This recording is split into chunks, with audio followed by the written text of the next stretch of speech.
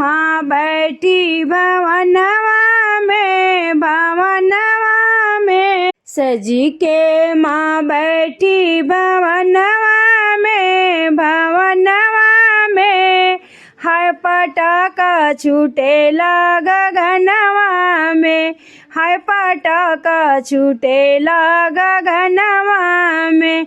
मैया के माथे मुकुट शोभे, मैया के माथे मुकुट शोभे। बिंदी शोभे लीलरवा में, लीलटवा में। हाय पटाखा छूटेला गगनवा में।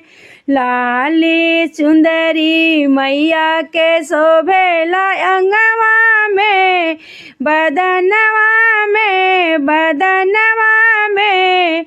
हाय पटाखा छूटेला गगनवा में, हाय पटाखा छूटेला गगनवा में। मैया सज के बैठी भवनवा में, भवनवा में।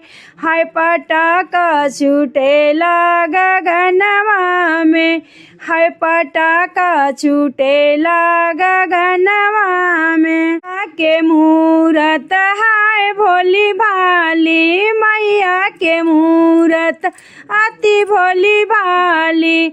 सूरत छप गई नयनवा में, नयनवा में। पटाखा छूटे गगनवा में। मैया के सूरत छप गई नयनवा में, नयनवा में। हाय पटाखा छूटेला गगनवा में। मैया के नैनो मोहनी मूरत, मैया के नयन मोहनी मूरत। सब आशीष देली चरणवा में, चरणवा में। हाय पटाखा छूटे गगनवा में। सब आशीष देली चरणवा में, चरणवा में। सब कुछ मिले माई के चरणवा में, चरणवा में। पटाखा छूटे गगनवा में।